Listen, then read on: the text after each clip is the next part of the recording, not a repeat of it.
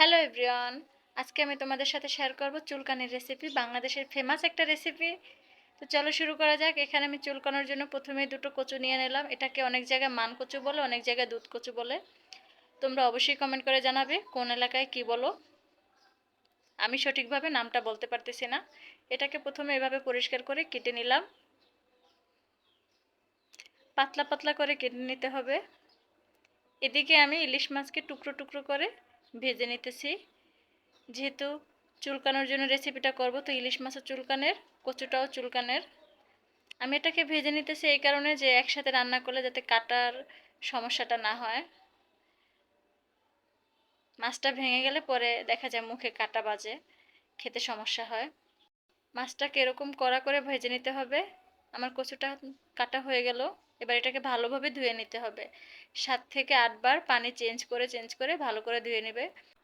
তোমাদের যাদের কচু কাটতে গেলে হাত চুলকানোর প্রবলেম হয়, তারা অবশ্যই হাতে নারকেল তেল বা সরিষার তেল ভালো করে মেখে নেবে বা গ্লাভস পরে নেবে। এবার আমি এটাকে একটু লবণ দিয়ে ভাপ দিয়ে নেব, মানে হালকা পরিমাণে সিদ্ধ করে নেব। সিদ্ধ করে আমি কিন্তু পানিটা ফেলে দিব। তোমরা যারা আয়রনের জন্য খাচ্ছ কচু, তারা অবশ্যই পানিটা রেখে দেবে, কিন্তু আমার মানে চুলকানোর যে প্রবলেমটা, আমার খুবই ভয় লাগে, সেজন্য আমি পানিটা ফেলে দিব। এবার কিছুটা পরিমাণ পেঁয়াজ দিয়ে ভেজে নেব একটা কড়াইয়ের ভিতরে।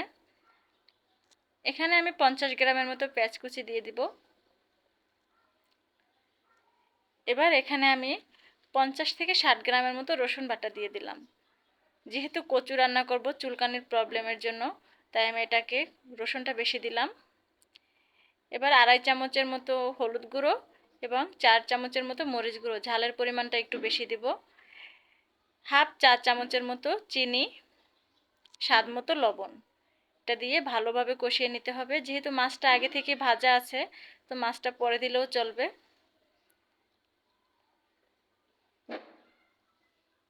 এবার নেড়েচেড়ে ভালোভাবে কষিয়ে নিতে হবে এটাকে। তেলের পরিমাণটা সবসময় একটু কচুর তরকারিতে বেশি দিতে হয়, যেহেতু গলা ধরার সমস্যা থাকে অনেকের, গলার ভিতরে চুলকায়, তাই তেল এবং রসুনটা বেশি দিলে চুলকানোর প্রবলেমটা কম হয়।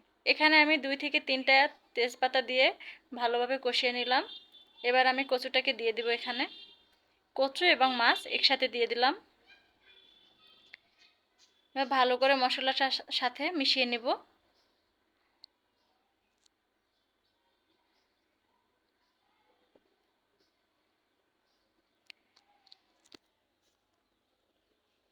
এটা কিন্তু হাই হিটে রান্না করতে হবে, তোমরা লো হিটে রান্না করবে না। তোমরা চাইলে 1 চা চামচের মতো চিনি দিয়ে দিতে পারো, মানে লেবু দিয়ে দিতে পারো।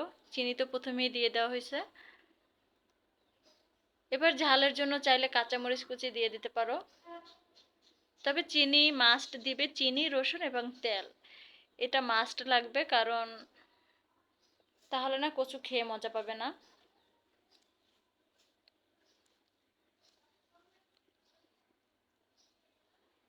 এবার নেড়েচেড়ে ভালোভাবে 5 থেকে 7 মিনিটের মতো রান্না করে নিলেই হবে।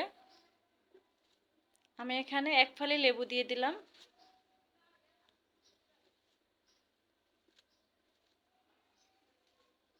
এই কচুটা একদম তুলার মতো নরম হয়ে গেছে, একদম সফট, খেতেও খুব ভালো লাগে।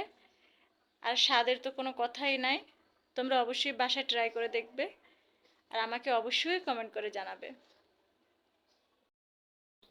এবার চুলকা চুলকির রেসিপিটা রেডি। এবার তোমরা খাবে আর চুলকাবে, খাবে আর চুলকাবে। তোমরা যদি কচু সিদ্ধ করার সময় পানিটা ফেলে দিয়ে কচু রান্না করো আমার এই সম্পূর্ণ রেসিপিটা ফলো করে, 100% কচুতে আর গলা ধরবে না বা কচুতে গলা চুলকাবে না। তোমরা অবশ্যই জানাবে আমাকে কমেন্ট করে। দেখা হচ্ছে পরবর্তী কোনো ভিডিওতে। এ পর্যন্ত ভালো থাকবেন। আল্লাহ হাফেজ।